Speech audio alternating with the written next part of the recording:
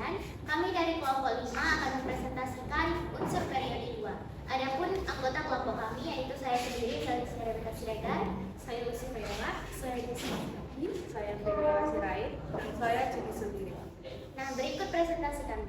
Jadi, yang pertama kali itu kita akan membahas mengenai pengertian dari unsur periode 2. Unsur periode 2 adalah unsur-unsur kimia yang terletak pada baris ataupun periode kedua pada tabel periode. Periode 2 adalah periode pertama dalam tabel periodik yang dapat ditarik tren periode.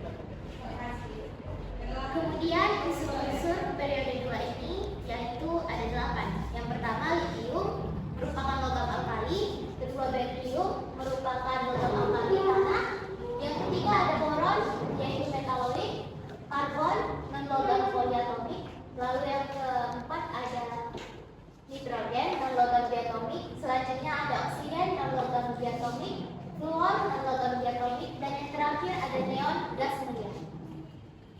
Sifat fisis dari periode 2 ini yaitu yang pertama litium. Nah, di litium ini dia memiliki massa atom 6,9 gram per mol dengan nilai positif 1.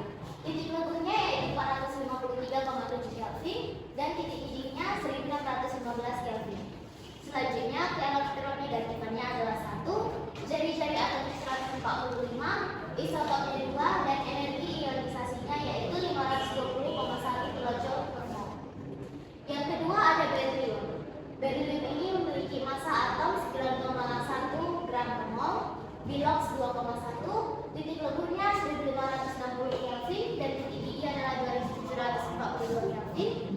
Selanjutnya ke elektronegatifan yaitu 1,57, jari-jari atomnya 112, isotopnya berjumlah 1, dan energi ionisasinya adalah 869,2 kJ per mol. Yang ketiga adalah boron. Boron memiliki massa atom 10,81 gram per mol, biloxnya yaitu 3,21, lalu titik leburnya 2349 Kelvin dan titik didihnya adalah 4200 Kelvin. Selanjutnya ke elektronegatifannya yaitu 2,04, jari-jari atomnya sebesar 90 dan isotop sebesar 2, energi ionisasinya 2426,5 kJ per mol.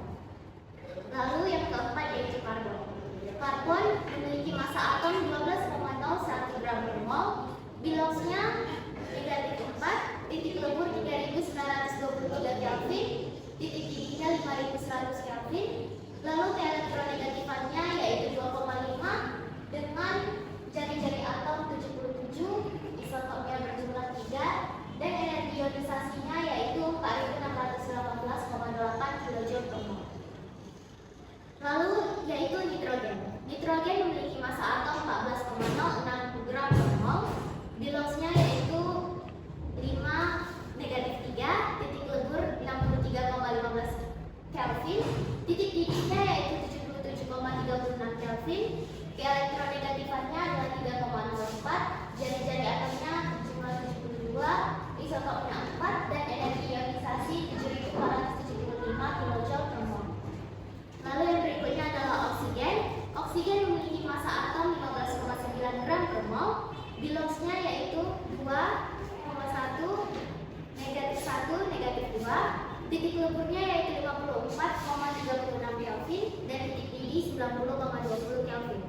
Ke elektronegatifannya yaitu 3,44, jari-jari atom sebesar 68 dan isotop berjumlah 3. Energi ionisasinya adalah 10.989 kJ per mol. Yang berikutnya yaitu fluor. Fluor memiliki massa atom 18,9 gram per mol, biloxnya yaitu negatif 2, titik lebur sebesar 53,53 Kelvin dengan titik didih 85,03 Kelvin. Ke elektronegatifannya yaitu 4 dengan jari-jari atom sebesar 60, isotop sejumlah 2, dan energi ionisasinya yaitu 11.022 kJ per mol. Yang terakhir ada neon. Neon memiliki massa atom 20,179, biloxnya itu tidak ada, titik leburnya adalah 24,56 Kelvin dan titik didih 27,0 Kelvin. Ke elektronegatifannya tidak ada, jari-jari atom sebesar 58, isotop berjumlah 3, dan energi ionisasinya yaitu 12.177 kJ per mol. Oke, kita akan masuk ke unsur yang pertama yaitu litium. Nah, litium itu adalah unsur yang memiliki lambang Li dengan nomor atom 3. Nah, adapun sifat-sifat kimianya itu yang pertama, litium itu merupakan logam yang sangat reaktif ataupun cepat bereaksi. Lalu litium itu merupakan unsur yang sangat mudah terbakar dan juga merupakan logam yang paling ringan. Nah, adapun kegunaannya itu yang pertama, litium itu banyak dipakai dalam industri keramik dan juga dalam dunia kedokteran. Litium itu dipakai sebagai antidepresan. Selain itu, litium juga dipakai untuk pengental emas, tembikar ataupun gelasan porselen, dan juga sebagai aditif untuk meningkatkan kinerja dan masa hidup baterai. Nah, yang selanjutnya itu adalah berilium. Nah, berilium itu adalah unsur yang memiliki lambang Fe dengan nomor atomnya itu adalah 4. Nah, adapun sifat kimianya itu yang pertama, berilium itu merupakan konduksivitas panas yang sangat baik. Selain itu, berilium itu tidak magnetik dan juga tidak mudah berkarat. Nah, adapun kegunaannya itu yang pertama, berilium itu merupakan dipakai untuk bahan seperti pesawat udara, peluru kendali dan juga satelit. Berilium itu juga dipakai untuk bahan pembuatan komponen listrik, konstruksi kueter pada pengeras suara dan juga dipakai dalam detektor sinar X. Nah, yang unsur ketiga ini adalah boron. Boron itu merupakan unsur yang memiliki lambang B besar dengan nomor atomnya itu adalah 5. Nah, adapun sifat kimianya itu yang pertama, boron itu tidak reaktif ataupun tidak cepat bereaksi terhadap oksigen, air, asam dan juga basa. Nah, boron itu bereaksi dengan logam untuk membentuk klorida. Nah, selain itu, pada konduktor listrik yang buruk, boron itu merupakan konduktor listrik yang buruk pada suhu kamar, dan boron juga itu merupakan konduktor yang baik pada suhu tinggi. Nah, adapun kegunaannya itu yang pertama, boron itu banyak dipakai untuk mikronutrien esensial pada tanaman. Boron juga dipakai untuk suplemen dalam pencegahan dan pengobatan osteoporosis dan artritis. Boron juga dipakai untuk isolasi fiberglass, pengawet makanan dan juga menurunkan reaktivitas reaktor nuklir. Sekarang kita masuk ke dalam karbon. Karbon adalah sebuah unsur kimia dengan lambang C dan nomor atom 6. Karbon ini berada pada periode kedua dan golongan 4A. Sifat kimia dari karbon: yang pertama, bahannya yang inert; yang kedua, tidak larut dalam air, asam encer, dan basa; yang terakhir, pelarut organik. Apa sih kegunaan dari karbon? Yang pertama, sebagai bahan bakar fosil, industri plastik, dan petrokimia. Yang kedua, sebagai pembentuk karet dan antibiotik. Yang ketiga, sebagai pembentuk DNA dan RNA. Dan yang terakhir, sebagai pembentuk molekul pemindah energi. Nitrogen. Nitrogen adalah suatu unsur kimia dalam tabel periodik yang memiliki lambang N dan nomor atom 7. Nitrogen ini berada di periode kedua dengan golongan 5A. Sifat kimia dari nitrogen: yang pertama, unsurnya stabil atau seperti yang kita ketahui, kurang reaktif. Yang kedua, pada suhu rendah sukar bereaksi dengan unsur lain. Berbeda dengan pada suhu tinggi, bereaksi dengan beberapa alkali dan alkali tanah serta unsur non-logam. Kegunaan dari nitrogen: yang pertama, sebagai pembentuk asam amino; yang kedua, sebagai bahan pembuatan pupuk; yang ketiga, sebagai refrigeran untuk pembuatan produk makanan; dan yang terakhir, sebagai mengawetkan sel reproduksi dan penyimpanan sel organik.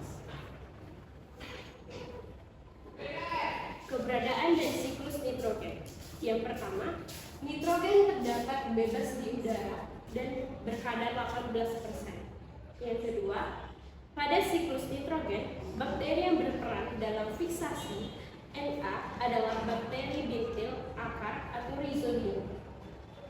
Pada nitrifikasi atau amonia diubah menjadi nitrat, bakteri yang berperan adalah kelompok nitrosomas dan nitrobakter. Dan yang terakhir yang berperan pada proses denitrifikasi adalah Pseudomonas. Pembuatan nitrogen ini terbagi atas dua. Yang pertama dalam laboratorium dan yang kedua dalam industri. Dalam laboratorium, NH4 aqueous ditambah NO2 minus aqueous menghasilkan N2 gas ditambah 2H2O liquid. Dalam industri, dengan pemisahan udara cair menjadi komponen-komponennya dengan destilasi bertingkat. Amonia ialah salah satu contoh bentuk senyawa dari nitrogen yang juga tidak berwarna namun memiliki bau yang sangat merangsang. Walaupun amonia memiliki sumbangan penting bagi keberadaan nutrisi di bumi, amonia sendiri adalah senyawa kaustik yang dapat merusak kesehatan. Amonia ini dapat terbentuk bila senyawa organik yang mengandung nitrogen itu membusuk. Fungsi dari amonia yang pertama, sebagai digunakan pada industri pupuk urea dan pupuk zero. Yang kedua, digunakan pada pembuatan gas NO dan asam nitrat. Yang ketiga, digunakan pada pembuatan bermacam-macam monomer yang mengandung nitrogen, industri nilon, polimer-polimer akrilat, dan busa poliuretana. Yang terakhir, digunakan pada industri farmasi. Amonia digunakan sebagai bahan organik dan anorganik seperti deterjen dan larutan pembersih. Selanjutnya kita akan masuk pada oksigen. Seperti yang kita tahu, oksigen merupakan gas yang paling penting perannya dalam kehidupan. Gas terletak pada golongan 6A dan periode kedua dalam tabel periode. Mempunyai nomor atom 8 dengan konfigurasi elektron 1s2, 2s2, 2p4. Adapun sifat dari oksigen yaitu unsur reaktif, dapat bersenyawa dengan berbagai unsur dan berperan dalam proses pembakaran. Adapun kegunaan dari oksigen, yang pertama ada proses reaksi pembakaran, yang kedua proses pengolahan baja, yang ketiga ada pengelasan logam, dan yang terakhir ada aerasi pada proses pengolahan limbah. Lalu kita masuk pada keberadaan dan siklus oksigen. Di alam terdapat dalam keadaan gas merupakan molekul diatomik O2 bercampur dengan gas hidrogen dan gas lainnya di udara. 1/5 volume udara di atmosfer adalah oksigen. Oksigen terdapat di dalam kulit bumi dan musuh terbanyak.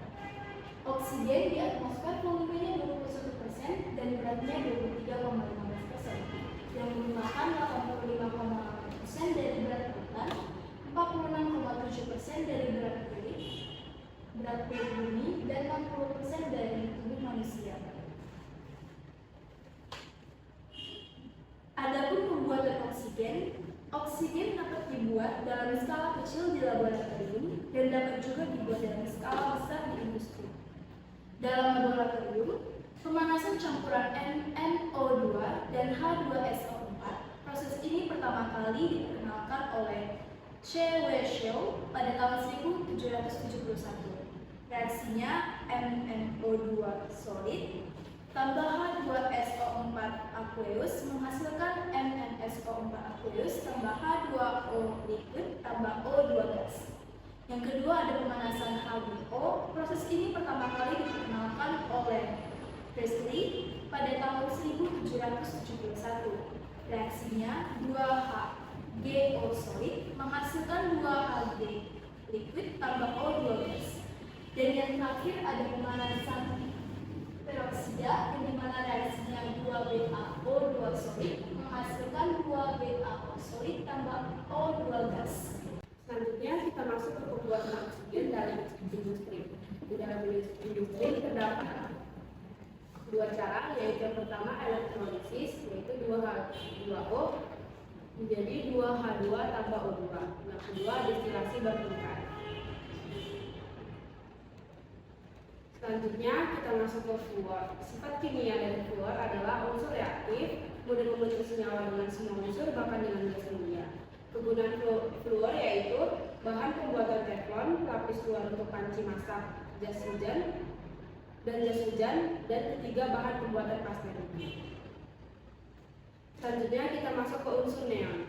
Adapun sifat unsur neon memiliki kemampuan mendinginkan refrigerator 40 kali lipat dari helium cair dan 3 kali lipat dari hidrogen cair. Yang kedua, pelepasan muatan neon memiliki intensitas yang lebih tinggi. Kegunaan neon adalah sebagai indikator tegangan tinggi, sebagai penangkap kilat, tabung televisi, sebagai bahan pembuatan laser gas. Sekian presentasi video